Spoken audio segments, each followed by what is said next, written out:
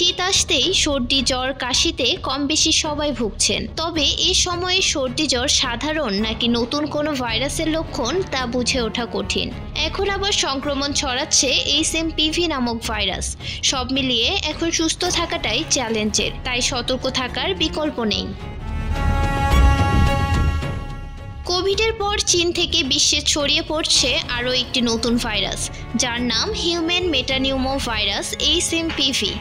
এই ভাইরাস মূলত শ্বাসযন্ত্রের সংক্রমণ সৃষ্টি করে।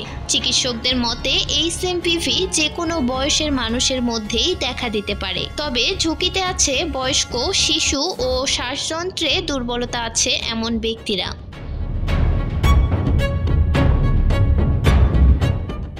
মৌসুম বদলের সময়ে বিশেষ করে শীত ও বসন্তে সবচেয়ে বেশি সক্রিয় হয়ে ওঠে ভাইরাসটি। চিকিৎসকদের মতে যদি COPD রোগীরা সংক্রমিত হয় তবে শ্বাসকষ্ট বাড়তে পারে, সঙ্গে ব্রঙ্কাইটিসের লক্ষণ দেখা দিতে পারে।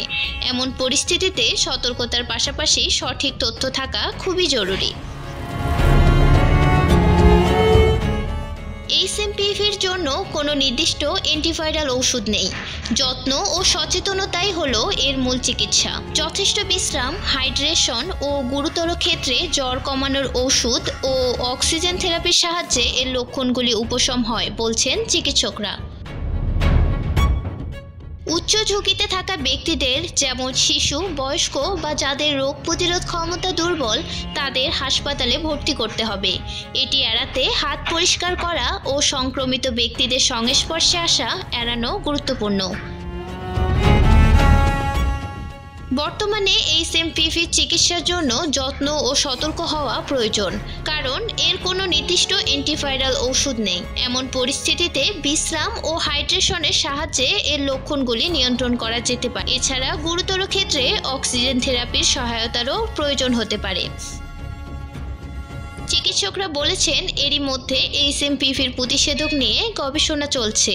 এমন পরিস্থিতিতে এটি প্রতিরোধ করার কার্যকর উপায় হলো ভালো স্বাস্থ্যবিধি বজায় রাখা ও সংক্রমিত ব্যক্তিদের থেকে দূরত্ব বজায় রাখা। বিশেষ পরীক্ষা যেমন PCR এর মাধ্যমে HMPV শনাক্ত করতে ব্যবহার করা যেতে পারে। এই পরীক্ষাটি শ্বাসযন্ত্রের নমুনায় ভাইরাসের উপস্থিতি নির্ধারণ করে। এছাড়া দ্রুত অ্যান্টিজেন পরীক্ষাও রোগ নির্ণয়ের জন্য ব্যবহার করা যেতে পারে। মিরাতুন জান্নাত, বিজনেস বাংলাদেশ নিউজ ডেস্ক।